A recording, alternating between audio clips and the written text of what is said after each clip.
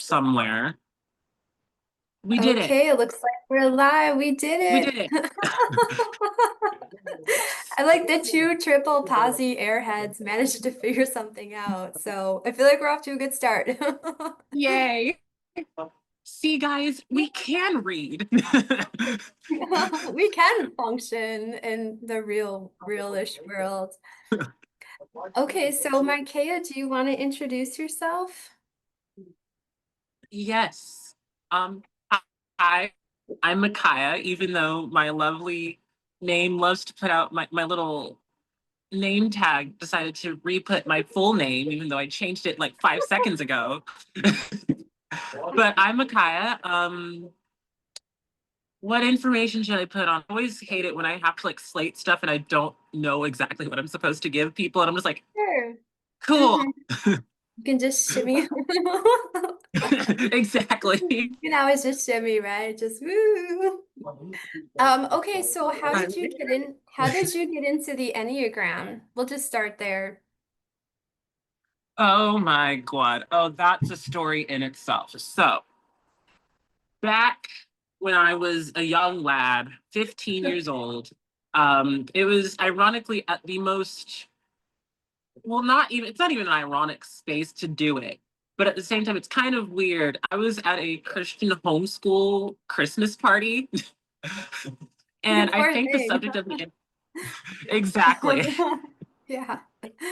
Yeah, and I think we were just like talking about it because talking about like personality theories because at the time I was really big into like MBTI because what is a homeschool Christian kid supposed to do with his time when all he does is go home and hibernate and suffer the lovely luxuries of being online educated before it was cool.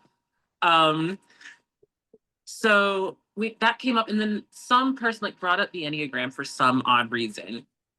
And I was like, huh, haven't taken this thing, but because everyone else at the table is going to take it, I guess I have to figure out what I am.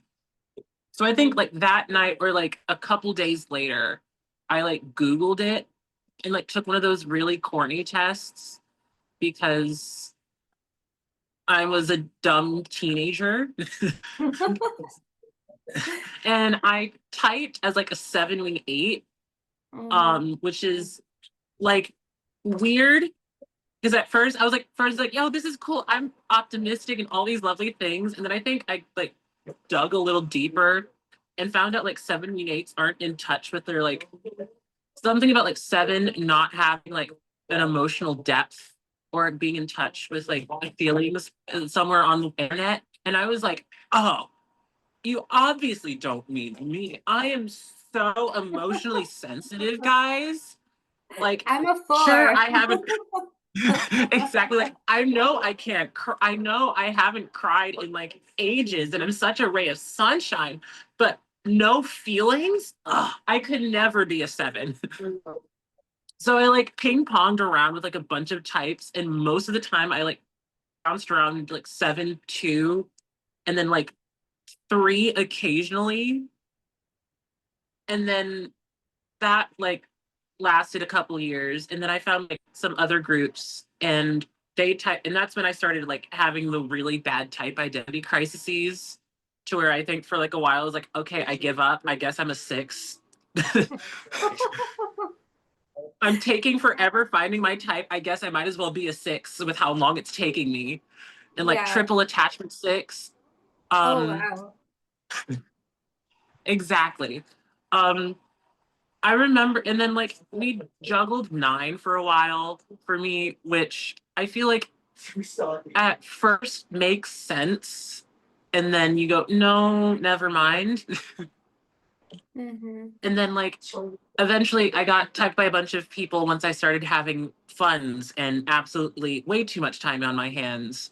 And I started just like school hopping different schools to kind of just what they all see what overlapped, of which in general, for the most part, they all agree like self-pres blind and really heavy 7, except for that Hmm. one special Enneagram group that I'm not going to name drop right now because I do love a good PR. My PR team's still watching.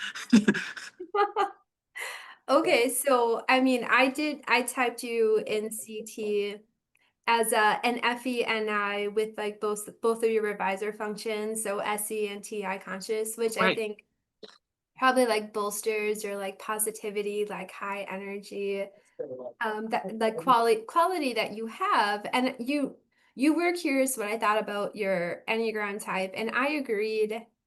I think I agree completely with what you got from the EU, which was like Yes. seven wing six, nine wing one, right? And then like two wing three. Two wing three. I think they have like two wing three secondary. Okay. So like seven Mhm. two nine. Seven two Yeah. nine. Yeah. Yeah. But you have been tagged with like a three wing four fix. And I mean, do you have any thoughts on that? Yeah. On that specifically, I think one of the reasons I think I sat with three wing four is because a lot of the time I sat with three, it was like I wasn't definitely three wing two, of which I feel like we're gonna end up having so many rants about my disdain for the three wing two people in this world. It's like I would like because when I was working with it and trying to type myself, Hmm. I would like look at a lot of databases and try to compare them people with like three wing two fixes, and they were just so, I don't know how to say this nicely, but like you ever met those Don't people? It's say like it they nicely. look like they're trying too hard to Yeah, where yeah. to where it feels like they're emotionally raping you to figure out how they're supposed to respond. Yeah. And like there was this three wing two, the pastor of my church that I go to, I think beyond a shadow of a doubt is at least three wing two secondary, if not three wing two core. And I remember the first time I met him, shook his hand, I was like, okay, he's a great guy, but it was so uncomfortable Mm-hmm. because it felt like he Yeah. was trying to figure out exactly how to meet me and Mm-hmm. like be there and adapt to what I was doing. And I was like, you can stop that. Okay. So Yeah. I think Mm-hmm. a lot of the 3 and 4 space for me was the fact that like one, I just had very heavy frustration in Okay. that like, but I didn't think four because I just looked at all the four people and I was like, oh, those are gross. They're ugly. No shade to the actual to this world, but they were nasty. But so I was like three wing four because I'm not necessarily like, there's like an attachment or like some people-y aspect of like the three that I related to of the checking in and the social thing. But at the same time, there's not a lot of additivity that Mm-hmm. comes that feels on top of that, like even in some of like the things I've done, there's like a weird coldness that a lot of people note. Now I know like everyone like the collage typings are just in general like a window to that, but not exactly something you solidly use to discern type. But a lot of the things that also came out in my collage typings, a lot of people were like, there is this weird pseudo coldness that comes despite all this like really loud sexual explosion. It feels very, very cold and almost like, I've always figured it out as like plastic like Okay. instead of like necessarily cold, instead of like distant. But like there's this weird, I'm not adapting to you, and a lot of frustration and a lot of, and then on top of it, I think also just, I think this is my 91 playing in the background, just a weird rigidity and awkwardness that Mm-hmm. kind of like plays into my own type structure because of just, I don't know. Yeah, that's kind of where I was going with it and trying to locate why I thought three and four. Because now that I'm like solidly back on the definitely have a two fix, I'm like, I can't see it any other way. Yeah. I mean, I can't either. And I definitely saw, and like I'm not really coming up with like specific instances of where I was seeing two really strong for you. But there is like this really noticeable like effusiveness, like this positive, loving energy flowing out of you. Where I feel like Yeah, four heart is like constricting in on itself, and two heart is more like kind of like a fire hose, just like spraying us, maybe especially with like exactly. SP blind. It's just like a big energy that you notice. You can feel, I think you can feel it. Yes. Hmm. Yeah, definitely. Definitely. I've got a lot of love to give. and I've got lots of life to live. I'll survive. Yeah. I'll survive. Hey, hey, hey. Yeah, and I noticed too that like we're both Christians. We were both exposed to like some like fundamentalism, but like I feel like we have similar views on like the focus on like Christianity, just like the love aspect of it, like love and grace. Absolutely. Exactly. Yeah, because like there is an aspect that, granted, I also grew up Southern Baptist and for the most part still deal with it. Yeah. So you get a lot of like the 6 to 9 space a lot if they aren't triple attachment. So there's a lot of like, oh, you sweet poor thing. Oh my gosh, it's so sweet. But like sometimes you can feel the like disingenuousness about it, which I think leans into the more 3-wing 2 space. So I was like, you guys aren't even doing it right. Let me know, step aside. Let me show you how to love people because apparently y'all suck. Yeah. Yeah, no, I get that. I was always turned off by people who were like overtly legalistic or cold or harsh. Like Absolutely. that never jived with me at all. Like, and I don't think that was like what the actual Jesus was all about, obviously. But I am kind Hmm. of curious Yeah. because I feel like two is a heart fix can be very dismissed and like reduced down to like, oh, it's just this sugary sweetness and like, oh, I made you cookies. But I feel like Yeah. there's so much more to two.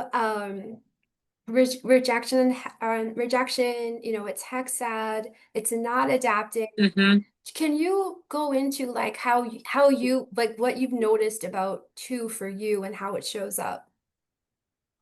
Absolutely.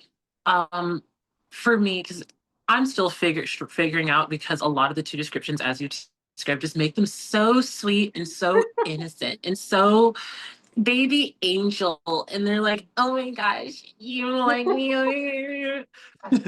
But like I like to say there's like for me, because my 2-ness is, I would say it's really hard to like pinpoint because my 7-ness is just so dreadfully loud. Mhm. But like I've noticed when Wonderfully for me, loud. exactly. But like for me, the two rejection of gays for me, it's like one, I think there's like a pseudo coldness to it in that there is no receiving of it in general. Like I could be put on the spotlight and I'd be like, yeah, that's fine. No, what do I do with it though? And there's no, it's like I don't feel like there's like an affect of receiving gaze if I'm not pushing it onto something else. And it's Yeah. not in like a self-getting kind of way. Like I can't have the spotlight on me. It's like now that I have the spotlight, let me throw it in the air and go, oh my gosh, did I Yeah. mention about this other guy that I worked with? Oh my God, did I mention this other person that I worked with? And like, Mhm. it's like I have to use myself as a springboard to kind of flash the lights on someone else. Yep. And then even to like bring on the stereotypical, the sweet innocence of, oh, I'm giving you cookies and all that jazz. I feel like they kind of forget that for 2, there's a forcefulness because of that rejection, because it doesn't Yeah. receive anything. It's like you have to take it. I have Mhm. been accused of my friends find it they say it's like the most terrifying thing ever. Like when I do something nice and they're like, no, let me pay you back. There's like I like legitimately drop dead face and go, no, let me be nice for 2 seconds. Oh my God. You have to take what I'm giving you or you're going to lose my mark. Don't pay me. Mhm. And Yeah. Receive the blessing. Yeah. it's like force feeding, hmm instead Yeah. of like say like a 9 or a 6 where they'll probably take it and go okay or look for reciprocation. The 2 is just like you have to take what I'm offering you. You don't have a choice. I don't hmm care if you don't want it. You need it. Yeah. Yeah, and like one aspect I've noticed for me that can be really hit or miss is like the two an image center. is almost like assigning identities to people. Like people may have like Right. low self-worth, and I'll just ignore that. I'm like, here's how I see you. I think you're brave. I think you're awesome. So none of that other shit. Just forget that other shit because I'm telling you who you are. Exactly. So there's like this Exactly. kind of Like, like very strong like mama bear energy, and I think two has mhm, a line to eight, and I can be like fiercely protective if yes, I see someone being a dick to someone else. I'm like, oh fuck no, like you better step down or we're gonna throw hands here. So like two does have a exactly. tremendous, it's sweet, like it's undeniably sweet, but it's also very very powerful, and in that way that it like stands Yeah. its ground, especially when combined with another assertive fix. I think that I'm not exactly sure like what stereotypes might be out there about triple posies. But I think if people see us at face value, they may think one thing about us, and then they get to know us better. And Right. I almost get this sense of it can be almost like unsettling to people, like, wow, this person is a lot stronger and more forceful than I initially thought. Yeah. Because I think personally, just like when I first started working with it, because I did initially type as triple positive, just like different wings on the fixes, and then ironically, sexual social, which was a choice. But what I think a lot of people think when they hear triple positive, it's like they believe that this type is just like physically incapable of being negative, or like Yeah. physically incapable of having negative feeling. And they're all like, oh my God, it's so wonderful. Well, you got to look on the bright side of things. When I think everyone forgets that triple positive does have access to seven, which is a frustration type, Hmm. which is naturally bitchy in general. Hmm. But like how I, the reality of it, like this, besides like the secret strength to the Sue's, like the triple positive, because I can kind of go into that to some extent. But for me, the more like real aspect of the negativity is that it never really carries any weight to it. That's kind of how I view triple positive. Like, even my sevenness, when I'm like, oh my God, this is so horrible. This is so bad. And I'm having a full blown, everything's nasty, disgusting. It's like the ultimate, well, it's not really at the end of the world. You know what I mean? And I think that's really what like the positive fixes in general. It's just this, especially for us being both triple positive, it's like this is gonna blow over eventually. It Hmm. Yeah. sucks and it's horrible, but it's not a big deal. This is gonna blow over. We're not dead yet. Yeah. To where Right. it's like, yeah, Mhm. I was just gonna say, like, one thing I noticed about myself with the strong seven fix is like I'll take suffering and make it theatrical and funny. Like, I'm exactly. kind of infamous. If I'm having a really bad day, I'll like call a friend and be like, I'm being slapped around by the giant sausage of life right now. And because like everything is like, even if everything sucks, like you're still gonna have that seven irreverence. Like, this is just some bullshit. I'll get Exactly. this too. I'm gonna make jokes. I'm not gonna suffer quietly. Like, I'm gonna be bitching about it, but I'm also gonna be hilarious and fun at the same time. Exactly. Yeah. So really it's like for I think triple positive, I think if you want to be like really comical, we could just really call it triple delusional Yeah. because it's like sure it can do negative and have negative feelings, but it doesn't acknowledge the fact that it's real or Hmm. it's has that weight to it. Because I remember having to do this for my lovely black belt test that I really hate doing, You're a black where belt? um Oh, yeah, in what?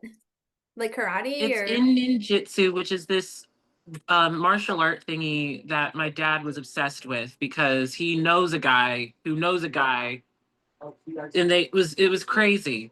I hated every moment of it until they got to like the grappling section because it was just a bunch of guys on the ground and I was just like, oh, this is perfect. And then I was like, I can't do this anymore because because I'm gonna one day I'm gonna accidentally just moan and then they're gonna have to kick me out. Oh, oh wow. But like the natural energy of the area felt like it was all about like endurance and all push through even though it was hard. And like the whole entire time, I do think, even though mentally, like objectively, we have to do those things, but because I'm the last person that would ever advocate for like, you got to push through the pain and all the Kyle adjacent stuff. But at the same time, I did that and survived where I literally had to like carry a dog every day and then keep a fire up all night for 2 nights in a row and build my own shelter. There was like a level of, I was like, this is just 2 days. I know what to do. It was kind of like, I don't want to say I dissociated, but it was almost like I just don't care. This is not the end of the world. And there's like a pseudo toughness that comes with being triple positive and having nothing feel weighted down by the reality of like competence or reactivity in general. Mm-hmm. So it's like there's a natural I can do, I can do anything because in the end I can erase this 5 seconds later. Mm-hmm. Yeah. And I And mean, everyone was like, yeah. oh, I was Hmm? just gonna say that I feel like you're at a natural advantage because you are leading with 7, which is an assertive type. But I also feel like for someone like me who's a core 9, just that positive energy gives you like a massive degree of resiliency where like no Exactly. matter what happens, like you're gonna be okay. You're gonna pick yourself up. You're gonna laugh. You're gonna have joy. Hmm.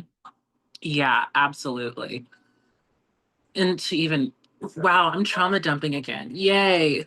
But like there was because I was diagnosed with scoliosis at like 10 years old and then got the surgery at like 13, Oh which wow. Okay. hindsight was like the dumbest decision ever because now I can't touch my toes and I'm going to go study musical theater. But at the same time, I didn't know that. I was like, I'm bored. Let's get the surgery for shits and giggles. um, and I just remember how everyone was like, oh my gosh, this must be so hard for you. I will say the hardest part of the surgery was like the recovery because my 7 core, and on top of that, I'm a very, no matter how princessy and dainty I am, there's always this level of energy that I'm like, I need to be doing something 500 miles an hour. And once the pain subsided and I couldn't do anything for like 11 months, I was like, kill me now, kill me now.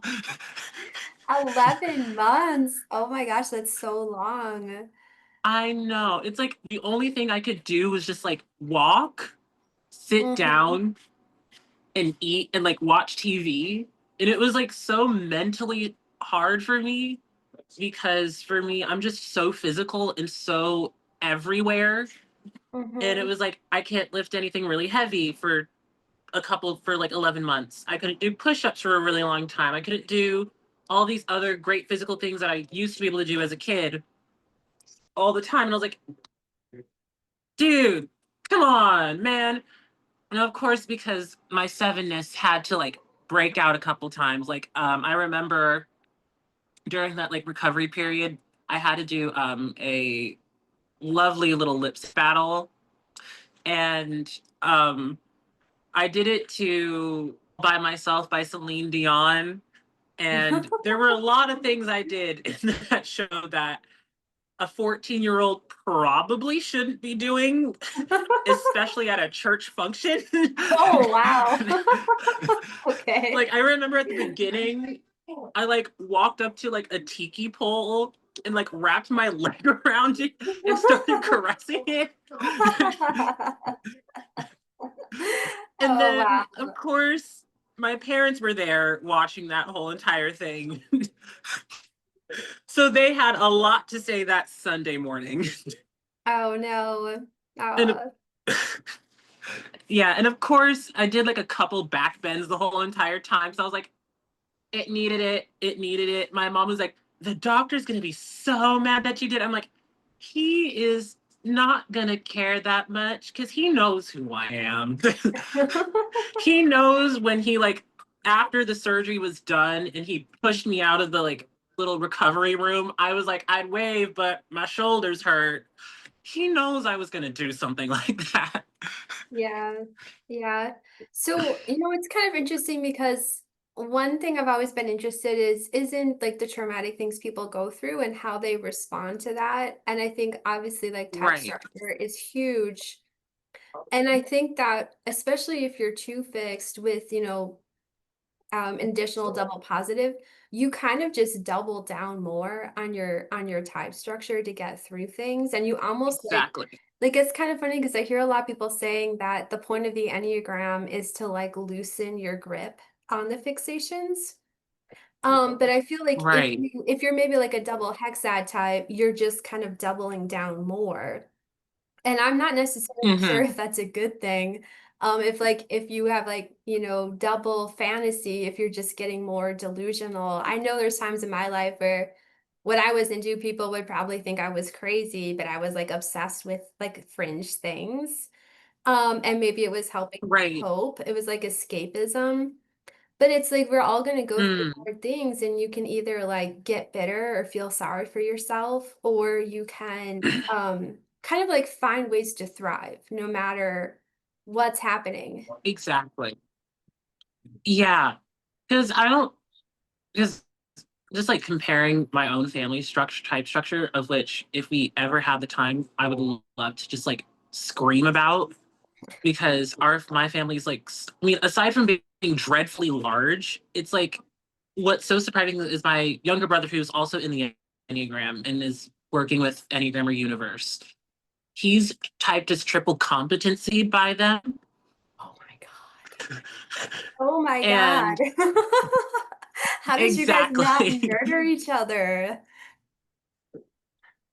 I would say I think it was both the fact that we both like, because we both have the same dominant function of social. Okay. So there was at least that aspect where we both understood, we both thrived on connection. And then on top of that, I would say also our older sister, who's like the golden child of the family, who I don't know exactly, but I think really like triple attachment for her, who was just Hmm. so good at bringing all the kids together despite having practically a lot of hexad fixes. Yeah. Yeah. Well, Little except for hexagon maybe also parents. one of my, yeah, one of my little brothers, like also is probably triple attachment, but like social blind, maybe, I don't know. But in Mhm. general, like if I had any of my siblings went through whatever I went through and had to experience that, I think they would be way more like dreadful or Mhm. like way more, it would weigh them down miserably, especially like my younger brother or my older sister, who my older sister did have like a relatively similar experience because she was a gymnast. And she dislocated her knee and then had to have like knee surgery. Okay. And the funny thing was, it was like right before the day we left for competition, which we were all like a little pissed off about because we all wanted to drive to Georgia and we couldn't because she dislocated her knee. Oh. But like she survived it. But when she went through, she was just so tense, so stressed. She was just like, you could like see her counting down the days that she Mhm. was like, I can do this, I can push through, I can survive. But you could visibly see the struggle that she was Mhm. going through. And though it wasn't like as long of a period of recovery for me, for her, in comparison to mine, I felt like if she had to wait a full year, she would have probably like lost it. Because I Mhm. don't think she has like, she might have nine. I mentioned she might be triple attachment, but we've also juggled like 631 or 613 for her. Because she is Yeah. very, very disciplined, very, very structured. Practically all the great things about my mom and my dad crammed into one child. So for her, like if she was like 631, she doesn't have access to like positive fixes in her to kind of just go, well, this will blow over eventually. Or Mhm. yeah, who cares? It would have been like, this is reality. I have to push through. And then all the feelings would have like, she would have either like tried to stuff them down with like double competency, or it would eventually hit her and she's like, I can't do this. we're Yeah. doomed, we're finished, and now I have to pull myself out of the funk, Yeah. you know. Yeah, and I remember you mentioned, I think in the typing video you sent me, that you often feel like you do have to hide your pain or when you're struggling. Do you want to talk about that a little bit? Absolutely. And I even, yeah, I always tell people, I've had, where do I start with this? Because it's such an interesting subject. Because I think for me specifically, because I was always the very sunny and positive child in our family. And my Mhm. family in general is just a bunch of sixes, save like two people, save like me and my younger brother who's a five. And then everyone else has access to six or is either a core six or a six fixer. Mhm. So there is this and on top of that six negativity and like reality through the reactive center of this is bad, so it must be real. And this is the truth because it hurts like absolute sin. Mhm. And then on top of that, um, having that like natural levity with six, and then with I think for the most part, like either one from my mom, and then sometimes my sister, and then having eight, six, eight stems from my dad or my youngest brother. There was like a level of just natural walledness and very, very Mhm. heavy set reality that Yeah. there was like partially one for me on my end. It was like, oh my gosh, everything's miserable, Mhm. especially because they're all, I think, either self-pres social or social self-pres. Because I don't know exactly for them instinct wise because they were so very isolationist in general. Okay. And there was such a very heavy, we have to do things by the book very reverently. Mhm. You can have your own expressions of joy, but at the same time, seriousness and reverence is what's revered and what's respected. Which is And the for opposite me, of seven. exactly. It was like Yeah. having to, there were moments where it's like I had to deal with the reality of things and it made it dreadful and painful. It's like, okay, I need to lighten this up for myself because Mhm. the harsh reality of what isn't playing out in front of me isn't fun or isn't pleasurable and isn't enjoyable. Yeah. And to some extent, kind of brought me to a point to where I was like, oh my gosh, I need to kill myself. Mhm. And then on the flip side, to like when we did go out, and especially in churches, because aside from being very traditional, my family was also like, despite being so serious and reverent to where it like was off-putting to everyone else and made it Mhm. really hard for me to socialize. And I found out like one of the ways I could socialize was being so positive and so Mhm. theatrical with everything, practically doing all the opposite things my family was doing. Yeah. And everyone was like, "Oh my gosh, he actually is a human. He's actually normal and actually like a person, Yeah. and So that's not kind just of like, some person who sits." if we're looking at object Go relations, ahead. that's kind of like anti-attachment, like you were kind of rejecting from a very early age your family's way of being, which obviously wasn't appealing to you and felt very like confined and miserable. Exactly. Yeah, Yeah. and it was like, at least in the church, it was like, oh my gosh, Micaiah's actually able to socially assimilate because being homeschooled also added like another layer of separation. But because my parents were like top notch military people by the book, we do things this way, so disciplined. There was like a very heavy set of respect that happened in our family. Like everyone respect reverences, but you don't see them like go up and talk to us about practically anything unless they absolutely had to. Mhm. Whether it was like you had a problem, you can, and this was a problem that we could fix, they'd go to them. But it was very much, we don't talk to you unless we absolutely have to, or they come and talk to us. Yeah. And So it was like almost like all that kind of like hard edge perfectionism is impressive, but not necessarily like relatable, you know? exactly. So there was an emphasis on my end to kind of, dare I say, balance out essentially Mhm. six people Yeah. with positivity and like very high energy and very, very theatricalism to kind Mhm. of balance out the more subtle, muted, or very hard, rigid discipline structures created so that I could feel not just like a sense of connection and enjoyment, but enjoy the connections I had. And because I kind of put myself into a situation where I had to be positive in order to get connection, because the moment I played them or played into whatever my family did, I thought that meant they're going to go, oh, he is one of those people. I guess we have to leave him alone because he doesn't want anything to do with us. So there was this need to kind of hide the pain Mm.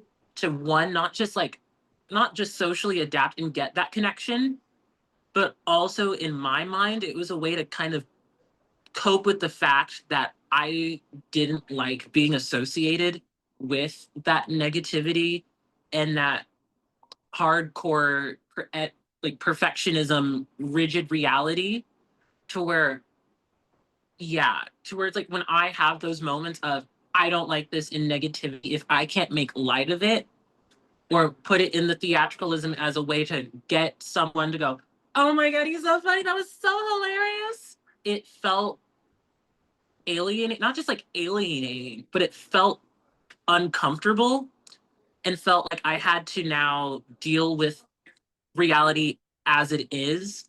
And it's Mhm. going to be cemented over me and I can't get out of it, Mhm. you know? Yeah. Yeah.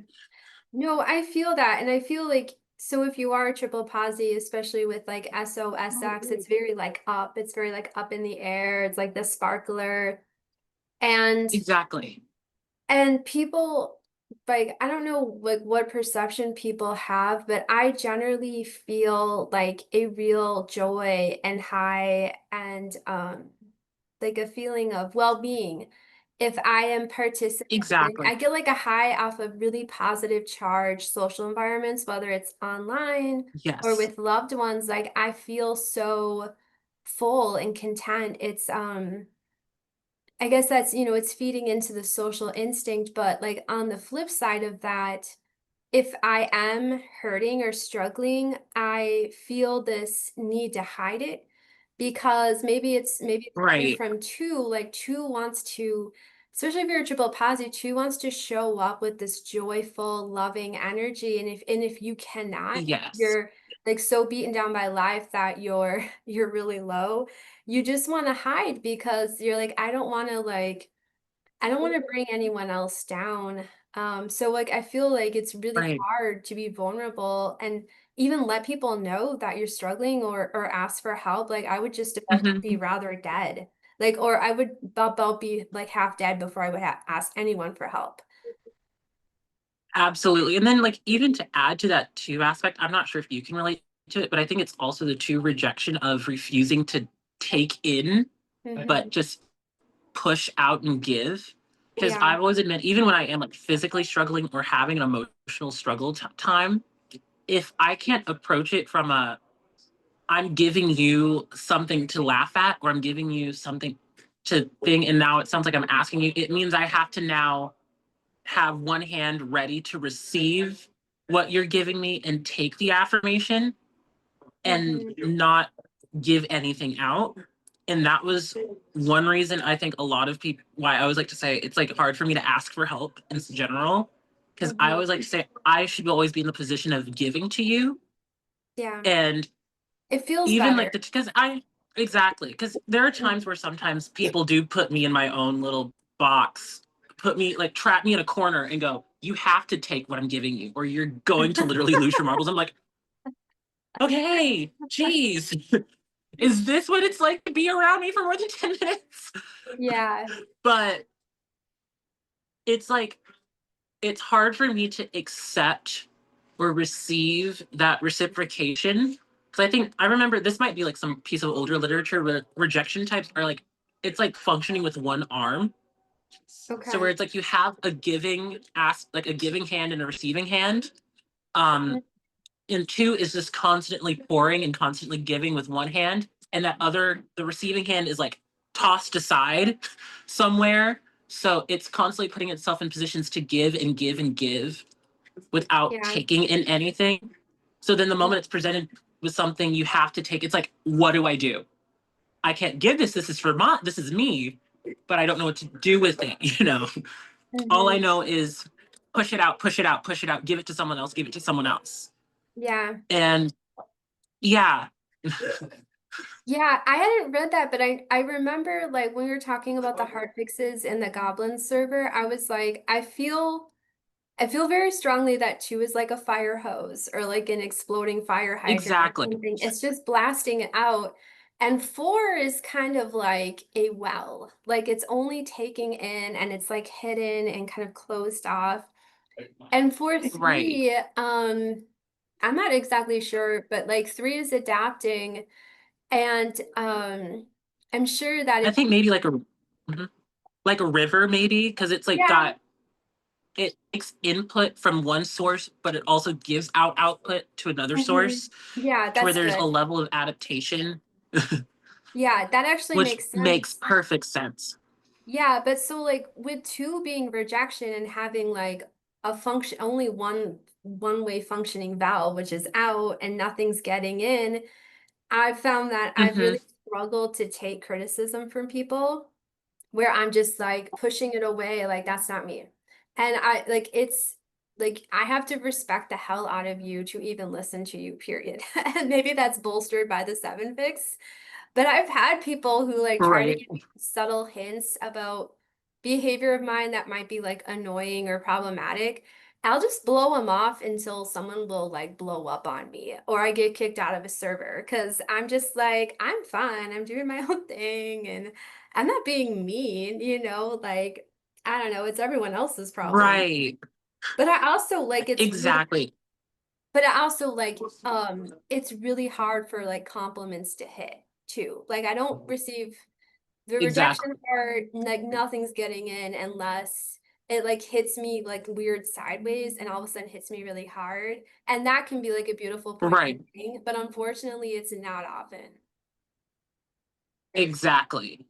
Yeah, I agree, because like for the most part, because I've been in a lot of situations where um I have to receive a lot of criticism, of which for the most part I've learned how to like take it a lot better. And in general, for the most part, most people say I do a really good job with criticism in general, and I think it's just because having to grow up in a military family and that doesn't believe in a lot of positive reinforcement, you're just like, okay, cool, cool, okay, take it, move on. Hmm. Of which, but for the most time, like most part, but if it's like a genuine, like, I don't like the way you're acting, I'm like,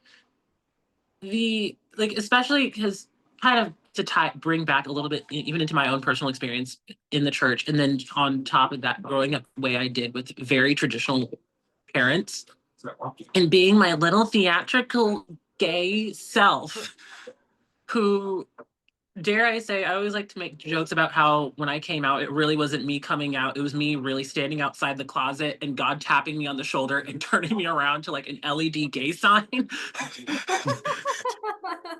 But like for my parents were like, this is how you're supposed to behave as a young man. But I'm like, okay, but like I'm funny and you're not. Or Hmm. like sometimes even I'm like, okay, is this really, or the one I love to pull, is it really biblical or is it just I make you uncomfortable and you don't like it? Because if it's just you don't like it, then you can leave. And I feel like a lot of people with like six or like heavy attachment don't have that, like, I can leave. Just not to say that they don't have their own, they like forget their own agency in their respective centers. So Hmm. in my mind, having double hexad, especially in the heart and the head, there's a level of, well, I can just not do that. Yeah. And they're like, no, you have to stick to this one thing. I'm like, but if I don't like it, why would I do that? You know? Hmm. And it caused like a lot of tension, especially in most recent years when I started theater a lot more, because I did a lot of really raunchy roles.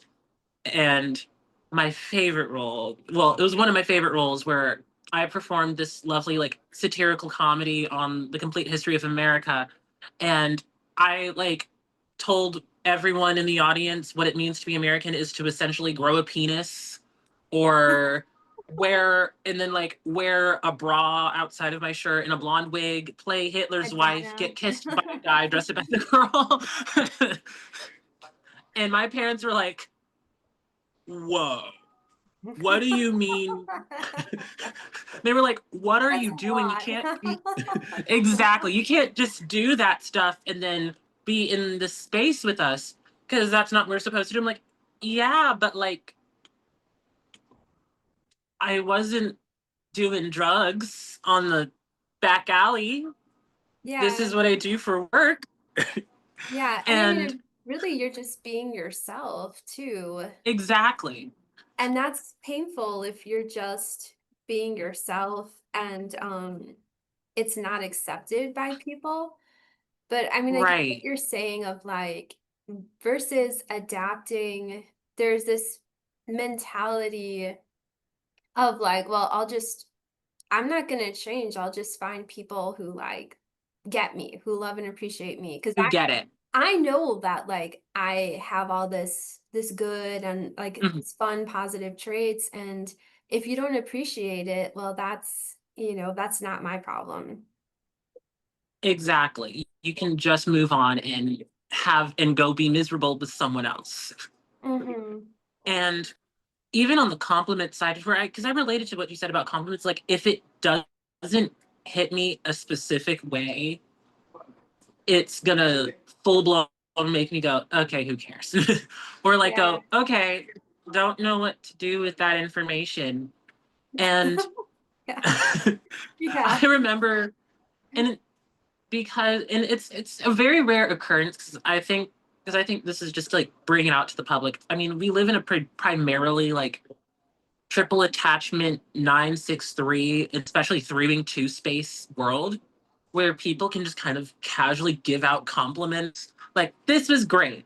This was this was good. I really liked it. It's like I'm like cool, that's amazing. And it could come from a genuine space, but because it's so Generic. lackadaisical, my brain's like, okay, I don't know why you told me that. You could have just like said it, you could have just left and I'd be fine. I mean, it'd be hurt a little because I did that, but like, yeah, you sat and laughed. You were there. Hmm. But like, Yeah. but like the moment they have like I like to say like a hyper specific compliment and like a compliment, like I remember one time I was working summer camp. I was working behind stage, and I was just giving like a compliment to one of my friends who was having a mental breakdown or was about to have a mental breakdown because her scene partner could not sing the part at all. And I just like told her in passing, and I did genuinely mean it. But I told her in passing in my like 7-ish, 2-ish way. I was like 7, 2-ish way. I was like, listen, you're gonna save this show. Your part is on point. You're doing exactly what you need to do, and it works wonderfully. And she was like, I almost cried when she like a couple days later. And then I told her mom because it was a summer camp. I was like, I had to tell your mom, I was like, your daughter's doing amazing. She's absolutely wonderful, Mm. marvelous. And then she was like, that really means so much. Her daughter was like, you're very special to my daughter in this particular space. And I was like, okay, that felt real. That hit a nerve that I Yeah. didn't know I had. um cool. And then I was like, thank you so much. And I just remember like saying thank you so much, like to like show that I received it on the outside, but inside I was like, what do I do? Oh no. What? Because Yeah. it hit like a sensitive nerve for me for some reason. Hmm. Like, when you're like I don't know if this is how your like two fix works, but like that there's like not necessarily you're that person that someone comes to for support, but someone not only like appreciates what you do, but there's like a level of you're in and you're like beyond and they're almost like your savior. Like you can feel like their parent to some extent, Hmm. and they kind of acknowledge that you are stepping in a relatively motherly way. And you're Yeah. like, oh, okay, so I just remember leaving, and that whole entire day I was like, I don't know what to do. Oh my God, because it was so real. But I was like, how Mm-hmm. do I process that? Because it felt Yeah. so not just genuine, but it was so specific. And it was Mm-hmm. just something I needed to hear that day. Yeah. Because that week I was already like stressed out doing really hard music in a span of 2 weeks, and then props and sets and all that jazz. So it was like it threw me off guard to where I was like, I don't even know how to like take it in and accept it, even though I'm glad I got it. Yeah. Yeah. Yeah. I mean, I've definitely had moments like that. And I think like it's just like your core personality to want to like not only like hone in on the individual, like two is very specific. Like you see the person in front of you and you see if they're hurting, if they need encouragement. And two wants to Right. step in and like give that gift of like, I see you, like I see what's special about you, and I have so much love in my heart for you. And it's not always well received, and maybe that's not always what people want. But when it does hit just right, and the people are like visibly touched by it, it Right. does something for you. Because we're gonna Exactly. be doing the two thing regardless, and sometimes it's gonna blow up in your face.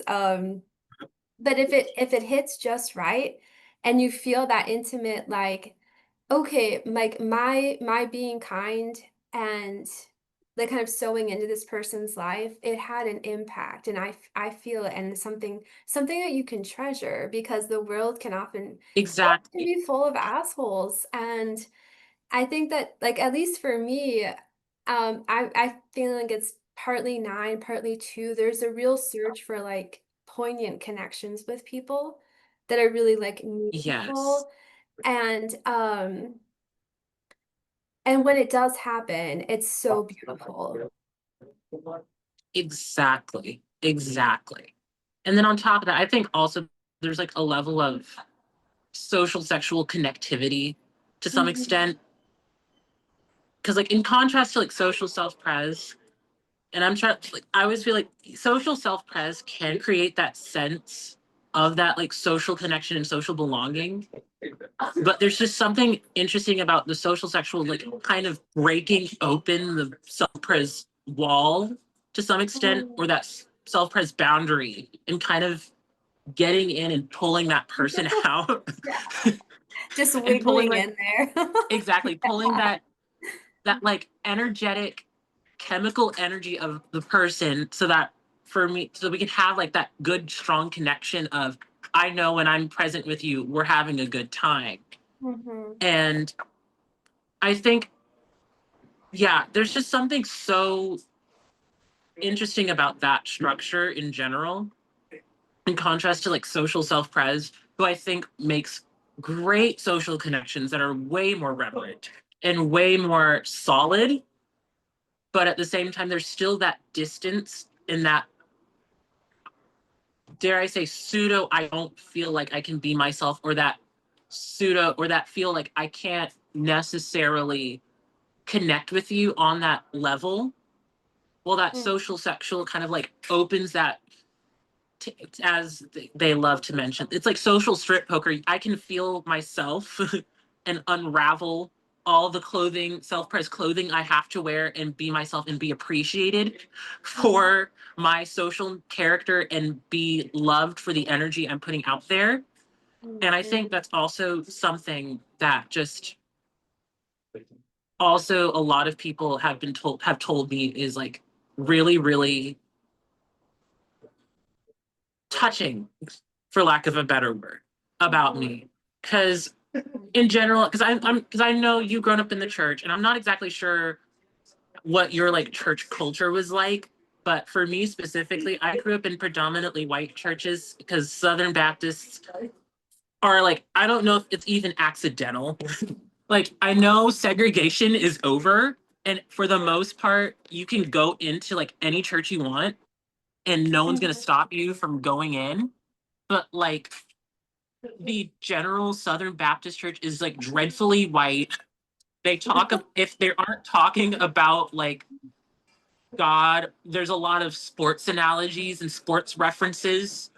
And like me and my theatrical ass, I'm just like, okay, so is this the part where we do the kickball change? And no.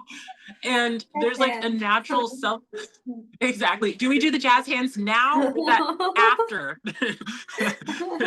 And there's like this natural, because a lot of them, because especially, and I think it's also just partially because our family is so amazing and so wonderful. So there are some people are like, we want to connect with you, or at least there's some level of obligation that's put in to all the churches we've been to where they want to connect with us because that's what they are supposed to do. But there's like, they try to do it from this self-parasocial of, hey, we're in the same building and Mm. we both like Jesus.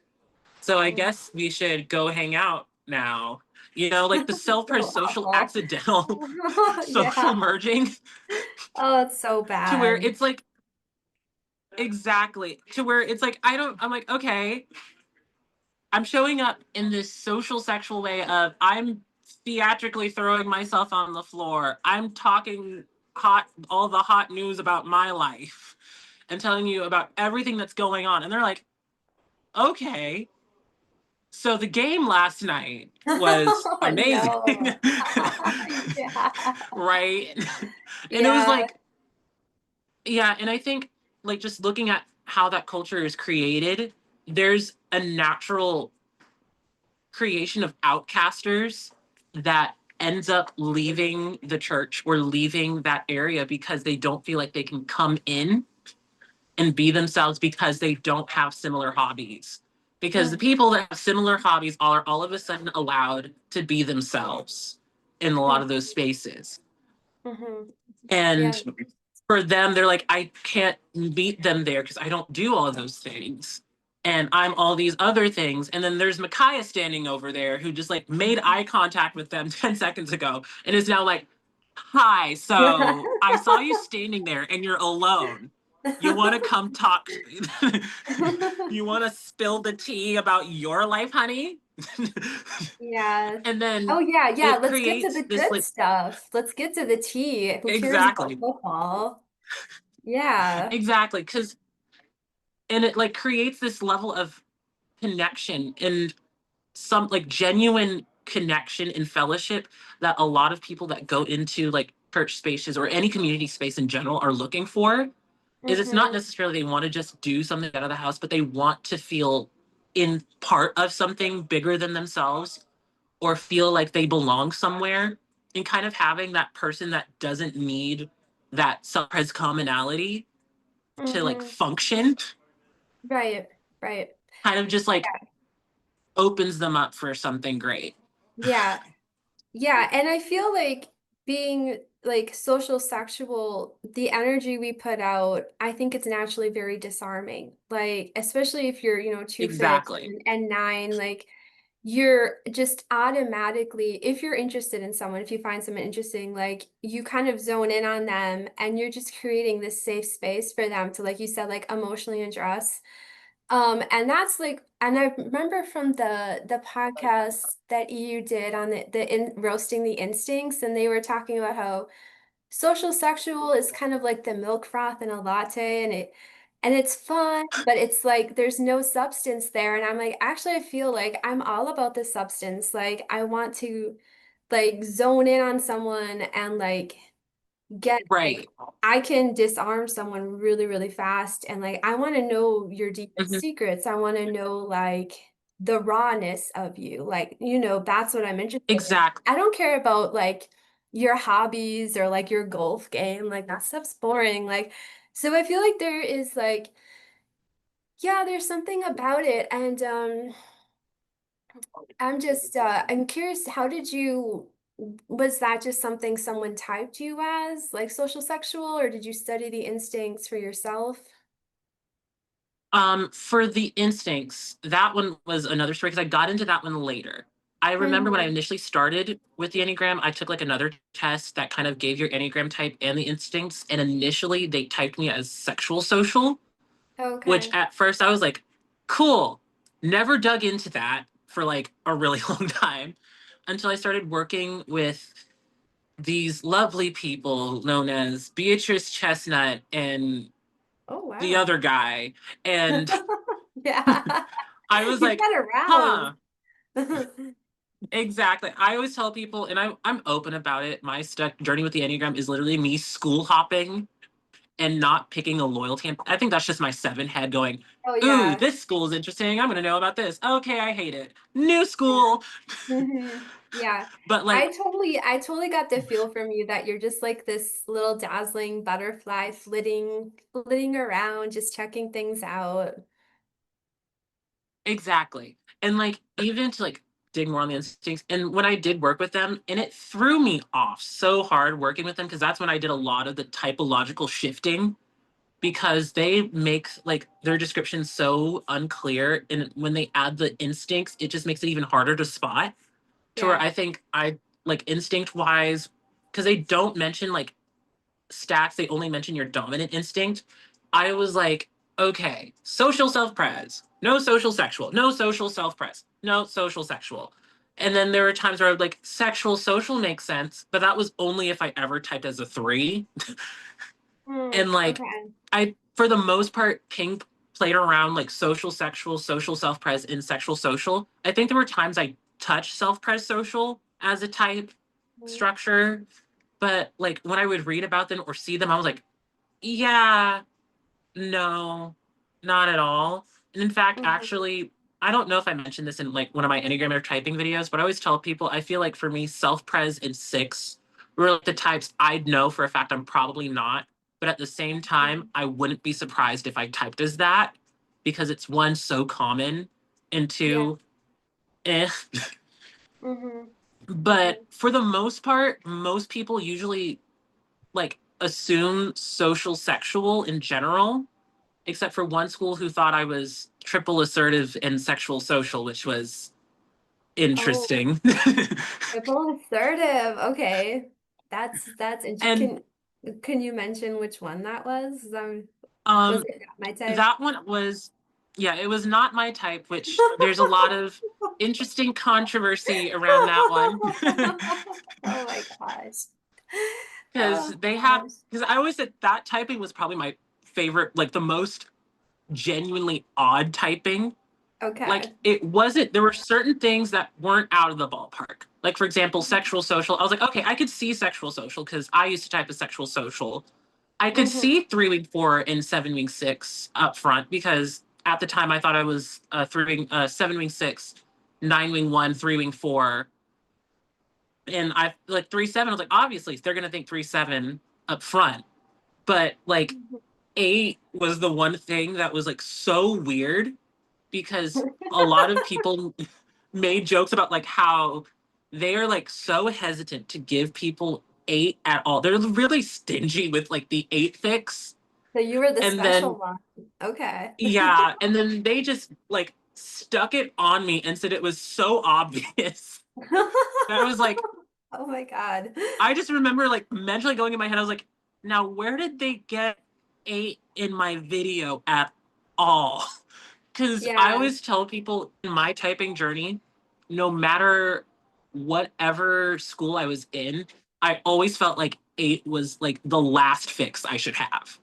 Yeah, me Like, too. Me too. it's like, I don't think I've ever typed as a core 1, a core 5, or a core 8. And if anyone put those 3 types in my type structure, I would automatically question them. So I was Yeah. like, Have some there's questions. no way. Mhm. No way I have 8. But Yeah. yeah, for the Yeah, I most get part, back that. to the instincts. Hmm. But like back to the instincts, most people usually type me as self-pres blind. And there was, when I was beginning in Enneagrammer, a lot of the people in the group were like, you I don't know if he does have sexual. And they considered like social self-pres or self-pres social. Okay. But that was all the people in the group, not like the admins. When it was closer Mm. for them to reveal my type, they were like, your instinct stacking was so fucking obvious. And I think there was like a lot of things that like kind of threw a lot of people off about my sexual instinct in general. and like even in my typing video and even in some of my collages, because they noticed how cold it was. And if you look at a lot of people that have like sexual instinct, there's a lot of like, they like to say transformation feels, or like, dare I say, like ego, like death and transformation. And if mine, it's just like full blown pop magazine. This is who's cool. This is who's not. This is, it's Mhm. very plasticky and like Okay. playing the cool character. And then on top of that, I think when I mentioned in my video about me like coming out or having that weird phase in my life where I was like at 11 where I was like borderline scared of puberty because of an Adventures in Odyssey episode where this kid was going through puberty and like confessed his love to one random girl and then had to like talk about it with his parents, and I was like, "Oh, I have to tell my parent. Oh my god. I have to talk to my parents about this." Oh, yeah. Yep. And I remember just started praying to God. I was like, "Dear God, please hold off any feelings I have for people until I'm out of my house." So I don't Yeah. have to have this conversation. Because it was Mhm. just so weird and so awkward. And Mhm. I think for a lot of people, they're like, this could be sexual blind because because there's just, it just doesn't feel like he's undressing himself or doing that sexual overspilling. And I Mhm. think also what added to it was there were like a few people that thought sexual blind, but for the most part, they were like, no, this is probably social sexual. It's just because his image type is so high up. There's a polished cleanness to it and almost Mhm. a, I see what you're doing. Let me make sure that like image correction that Mhm. happens. And I feel Mhm. like that also kind of comes out a lot in my type, which is why I think a lot of people do think so sexual. And I even considered it because, you know, having the sexual instinct isn't generally like a rare occurrence. But yeah, the moment the Enneagrammer admins were like social sexual, I was like, oh, so I was right. Mhm. Moving Yeah. on. Mhm. Yeah, and there can be some gatekeeping around the SX instinct for some reason, but like I know for myself, and this isn't necessarily like sexual, but I've always been drawn to like intense, immersive, potentially consuming experiences. Like I remember one time after Exact. Yeah. after a significant loss in my life and I was going through like a major shift psychologically, we went to this island in Florida. I think it was like Sanibel Island or something, but the water was too cold to swim, but I'm from Minnesota, so I'm tough. And I'm like, I'm getting in that fucking water no Exactly. matter what. So I was like chugging champagne on the beach. I'm like, I'm gonna have my like transformative experience because I just wanted to be in the ocean and feel like Right. the power of the waves. And so I got into the water. I was like shivering violently, but I was just like losing myself in the waves. And I like, it's really hard for me to cry. But I had like tears streaming down my face. I was like, I just need to surrender to something like bigger than myself. And Right. being drawn to those intense, like kind of like chemically charged, transformative experiences, Yes. like even a way to Yes. like refresh your life force. And if you don't have that happening in your life, if there's too much like safety, too much routine, you just start to feel like you're wilting. Right, right. And I relate to that like completely. And I think for me, especially my sexual instinct, it doesn't necessarily need to be like consummated because I think that's like the lack of self-pres, but Mhm. having Yeah. sexual in the Mhm. stacking in contrast to like sexual self-pres or self-pres sexual, where it's like I just need to constantly burn up and burn that like sexual in the like the social. It's like I just constantly need to be sparks need to be flying in the air. Something needs to be happening chemically. And Mhm. if not, I'm going to lose my marbles. Like Yeah. for me, as, and I think for me, especially being a seven and there being like potential overlap between social, sexual, and seven in general, Mhm. because of my seven theatricality and then having social, sexual that's already slightly sparkly, it just makes it even louder and more like, if there isn't like some Intrigue social, and like psychological, mhm, not even like, I would like transient, transformative. I don't even like to use the word transformative for like social sexual, because it's like I don't, it's like I would like to have the transformation eventually, but mhm, that means I have to come to the ground, and that means I now have to be okay. stuck and burn. While like the social Mhm. sexual is just like I just want to constantly let the chemicals fly. Yeah, I want yeah. all the sparks in the air. Right. Right. And I know it's And even for myself, like the way I've like found myself learning the best about the Enneagram is I just like I get into an Enneagram heavy server and I'm just experiencing like these reactions like pinging like and this is how I've come to understand type structure. It's like, okay, this is how this person makes me feel. Or, you know what I mean? So it's like this very yeah, immersive experience. Like, I don't want to just sit there and read a book. I want to like have these like kind of visceral encounters with people.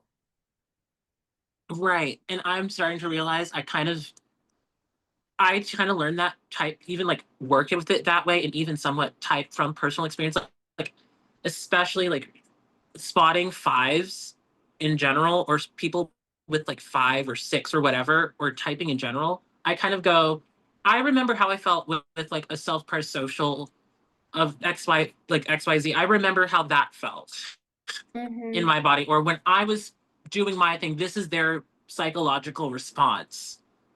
And I remember what that was. And I remember, or like sometimes, I'm not sure if you do this, but like, do you sometimes kind of like notice the patterns of people you're like drawn to, and kind of Mm-hmm. notice, like, Yeah. I notice I'm, and like try to pinpoint what about them draws them to you specifically? Like, I notice in Mhm. general, as much as self-praise social nines are like my favorite type to shit on, I kind of find them hot sometimes. Yeah. Where like they're just so chill and so calm. I remember there's this one guy who was so adorable. He had like this cute little baby face. He was, I mean, he wasn't a child, he was of age, I promise. But he was Mhm. just so nonchalant, like nine wing eight, self-pres, to where it was so heavy. I was like, there's gotta be something like different about him. Like it's either gotta be like self-pres sexual, or like he's, or like self-pres sexual 973 or something, or like something about him just draws me into him because he's so grounded, so psychologically unbothered.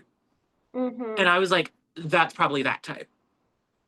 Mhm. Like, even in our server, which I appreciate so much, there's like, in like interacting with everyone, it's like I can now see like some of the psychological and type structure patterns, like seeing this, like one guy that I think it's the sexual social 3 wing 4 with like 7 and 9 fixes, and kind Yeah. of seeing how it play out. Yeah. Yeah.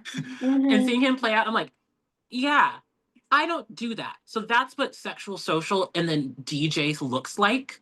So now it's Mhm. like that's in my brain. Mhm. That Yep. adds up. Mhm. Right, like, it's, like, one thing to read type descriptions online or in a book, and that just feels kind of, like, dead to me, and it's hard, like, for me to, Right. like, internalize dry information, like, I need to be immersed in it. Exactly. I need to be hit with everyone's psychological flavor all at Yeah, once and go, yeah, yeah, it's like that that's what it was. sampling and yeah, and then, like, the Yes. novelty, you gotta keep things fun and social. Like, and I do Absolutely. feel like even though I am technically a withdrawn type, like I go really hard on the social all the time and I like want to bring other Mhm. people because I don't want to do things by myself because it's boring and there's no like charge and chemistry. Exactly. And it's like so interesting for your type structure as like 9 wing 1, which is like so withdrawn and like so angelic, and then having social sexual, which is like so theatrical and Yeah. so sparkly. It's like a sparkly little angel going, I'm here. You Yeah, can't touch yeah. me, but I'm here. Yeah, don't touch me, but admire me. Yeah. Yeah, I mean, I thought about that too because like when I was in the Rissa server, her and the resident flatliner there, they were questioning my type. Like maybe you are a 7 just because like probably because of having like a secondary seven fix plus SOSX. So I'm just like Right. just spraying all this and I'm just like right in the moment. Like so like yeah, there's like the unboundariness of nine. And then if you heighten that being by being SP blind, you get like, I don't know, like a very unusual flavor of nine. So I Exactly. do still think I'm a nine, but like a lot of people have questioned that. And I'm like, I swear I am actually withdrawn. And I think that's why I do so much socializing online because it's less overwhelming sensory, but it's still feeding my instinctual need for Right. a lot of like really charged up, energizing, socializing, and connection, but it's not so like draining on my energy. Exactly. And like, because I want to do a little more research on nines because I find them so fascinating, and I just want to see like every single nine that's not self-pres social. Because I feel like we find plenty of those in the world.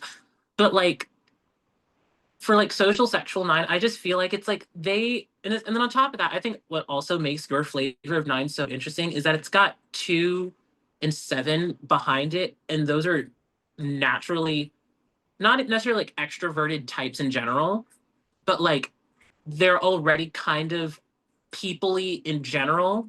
And then having Yeah. 9 wing 1 up front kind of like just makes it, I feel like it just mutes the 2 and the 7 a little bit. Mhm. But at the same time, that 9 diffusing into the social realm and kind of being that cohesive glue with the sexual kind of just going, fun antic here, fun little antic here, fun little social sexual 9 stuff. Mhm. It just like, makes it so fun and so wonderful and so angelic instead of my lovely 7 social sexual. Because I think another reason I've also questioned social sexual for myself was because I'm so 7 to Mhm. where I was like, I don't need another layer of like 7 adjacent things. And it was like Yeah. weird. But I Yeah. think with how potent my 7 is, I wouldn't be surprised. I'm kind of like social sexual is the only one that makes sense, I guess. Mhm. Right. And I feel like Because so like we both shared the tri-type and SOSX. So there's already like this too muchness with triple posi, and then you add SOSX, and then you get these people exactly. that you're like, are they even real? Like Is um this a person or is this just a god appearance right now? right, what is happening? Like I've had people ask me like, are you drunk right now? Are you stoned? And I'm like, no, like I'm just happy, like what? Like, Here. I'm just I'm just here. Um, but yeah, I do think that it like I'm still in the process of learning the instincts. I think I need to like I hate reading books. I'm so bad, but I think I need to get the John Lukovich book and really study them. Because I feel I it adds an incredible degree of nuance. And also like if our, our tri-type is in service to our instincts, that almost puts like the instinct stacking at the forefront. So it seems like pretty critically exactly. important to get it like dialed in or whatever. And and like people have like tried to debate me on like all sorts of like aspects of my type, but I don't think anyone's ever questioned that I was SOSX for some reason. So I'm just Right. and so I'm like, yeah, that's probably I haven't really seriously questioned that, but I know like one thing Yeah. I've noticed, especially when I was younger, just my natural way of relating to people, being very unguarded, disarming, silly. I noticed that Yes. people tended to always think I was flirting with them, and half the time I was, but like you're just being like friendly and warm and you're Exactly. noticing people and then all of a sudden like they start to look at you and you're like, oh dear God, it's happening again. I need to go hide. Exactly. I wouldn't go as far as to say, no, I'm not sure if everyone that knows me thinks I'm flirting with them, but I have been accused, and I'm like writing a story about it because I think it should kind of like discuss some of the weird things that come with being myself. was there's like a pseudo promiscuity that was accused of, that I get like sort of accused of, because fun fact, haven't dated in my whole entire life and would like to break that sometime this year. But Oh like wow, okay.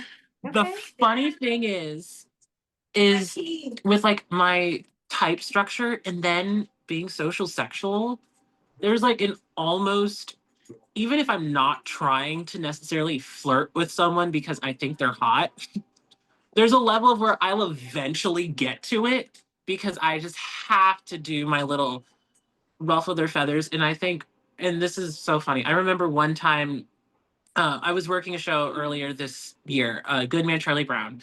You're a Good Man Charlie Brown. And there was this new guy who came in like in the middle of rehearsals, and he was straight. He is straight, identifies as straight. But like the whole entire time, you could see me like like having my flirtatious moments with him specifically, and he just plays into it, and he kept playing into it and feeding into it because I was like, oh, so is he straight the whole entire time? To where like even backstage, there was like a whole entire scene where the character Lucy like goes on a full-blown rant about how she's like a crabby person, and I'm out there like acting in front of him, like doing like, and it's like a full-blown flirtation scene, and everyone backstage is like, "Are you sure he's straight?" So I've never seen, I've never seen a man do this with. And then I was like, no, it's Micaiah just being unnecessarily unboundaried to Mhm. where he's kind of pseudo flirting with someone Mhm. to get a Yeah. rise out of someone. Because if I was intentionally flirting with someone, I always like to tell you'll know I like you within about 10 seconds. You'll just have to like overhear, like you'll have to like bypass the fact I'm calling you a really weird person and being a bitch for about 10 minutes. But you'll eventually Yeah. know I'm flirting with you, because the moment you talk to me, you're gonna see me go, "Oh my God, you're so amazing. You're so wonderful." Sure, that was a choice, but it's so nice. Like, I remember one time, I think I was on my way to class, and there was this, let me tell you, he was gorgeous, well fit, nice little mustache, blue eyes, and like grayish, going on gray hair. And I was just like, oh my God, that is so gorgeous, so hot. And like and then we were just like talking about him as we were like right behind him. And I was talking about it with my friend. And then he turned around, and because we mentioned his shirt, which had like a Blockbuster Alaska thing, and he was like, I went there once. And then and he's like, I used to live in Alaska actually, but I don't now. And I was like, oh, well, we're so glad you're here in all your heavenly glory. And it was so funny because like directly after that, he was like, well, you're gonna come see the show. And I was like, what show? And he was an actor, like a professional actor going to rehearsal for this Oh. show that was going up on like that next weekend. Mhm. And I was like, oh shoot, I just flirted with someone I'm gonna potentially see in the future. Cool, cool. That's one way to make a connection. Go Yeah. networking. Yeah. I've actually And got a then funny like SoSx story for you. When I was like 20, I was working in a really, really busy high volume coffee shop. And I had a customer come in one day who was really cute. And I took his drink order and it was whatever. And then like a week later he came in again and I was like, "Oh yeah, you want a mint condition, don't you?" And he's like, "How did you remember? That was like a week ago." And I was like, "I remember because you were cute." Like, duh. And then so like you enjoyed the flirting and just like creating sparks and but then he like wouldn't leave the yes, store and I'm like, "I think you're cute. I'm gonna tell you, but like I don't want anything. I don't like please go away." Like take this fun little flirt get and out. leave. Go away. Oh Yeah. yeah, and like one more thing, because I remember, because that reminded me of a time. I think I was sitting around waiting for class, and I was sitting with a bunch of my friends. Mind you, we were all like a bunch of girls. I was like the only male presenting person there, which makes it even worse.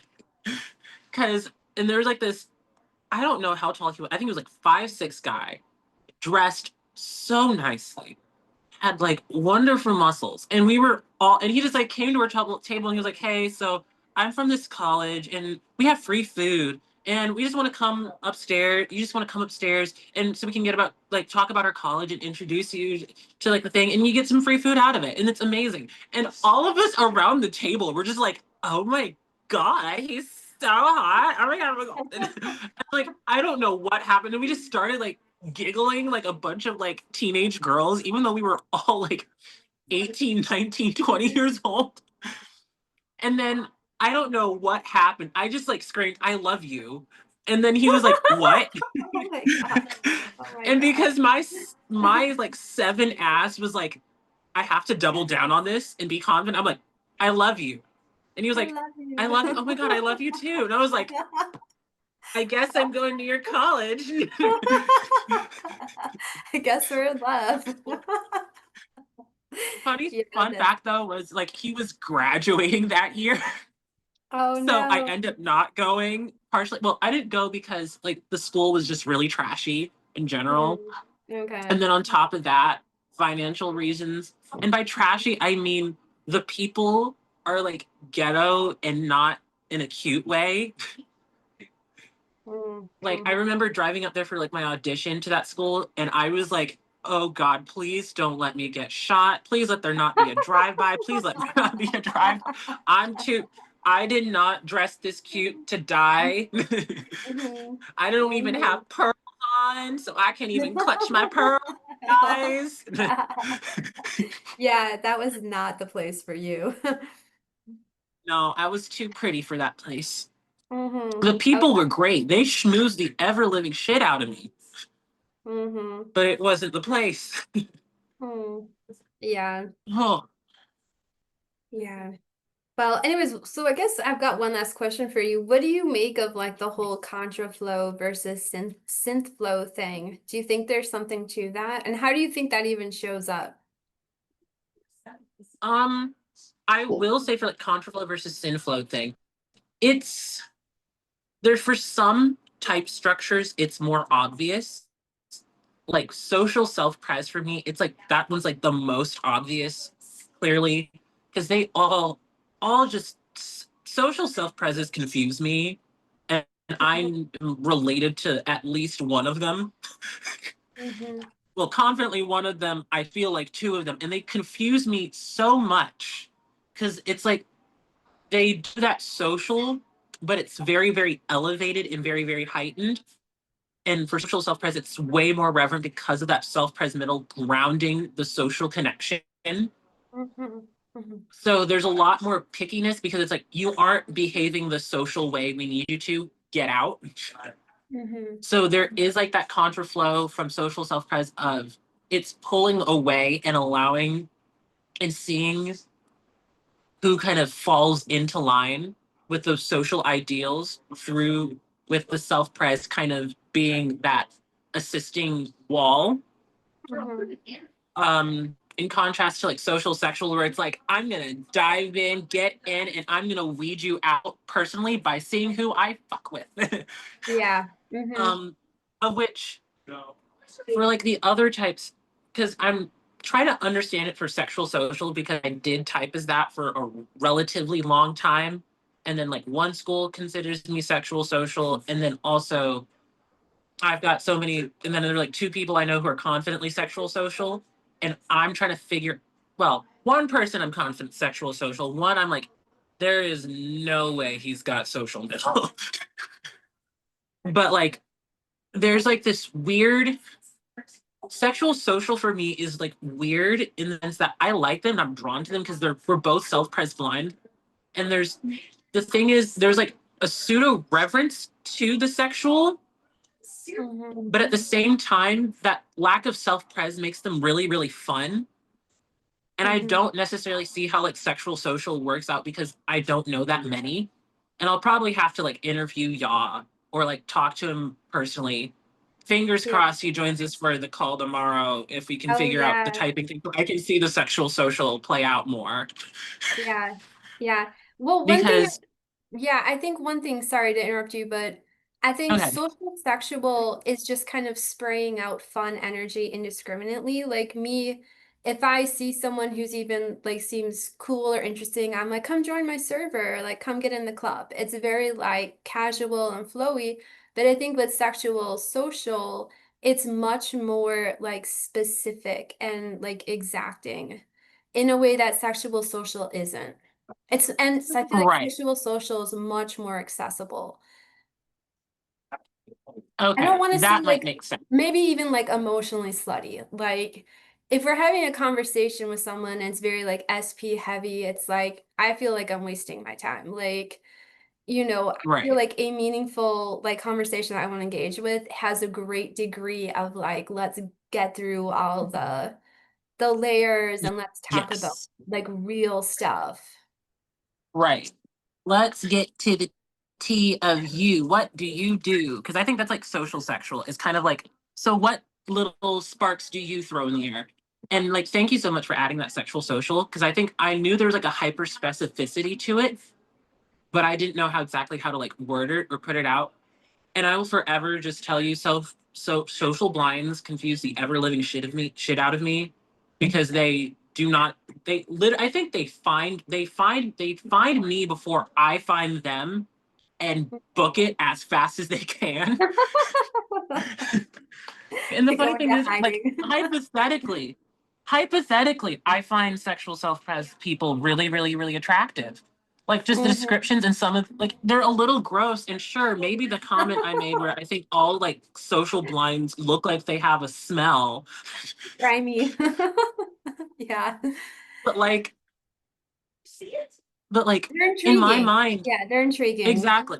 They're Yeah. very intriguing. And I'm like, I feel like if I had to be in a long-term relationship with any instinct sacking, I feel like sexual self-pres would be like the least, could like, in my personal opinion, would feel like the less draining for me, because though Mhm. sure they have self-pres, but at least there's the sexual hook first, and Mhm. on top of that, that same flow. And then on top of that, I don't know if this is something you relate to, and we'll probably have to pick it up on it later because I gotta rush and head Oh, over to my sure. rehearsal.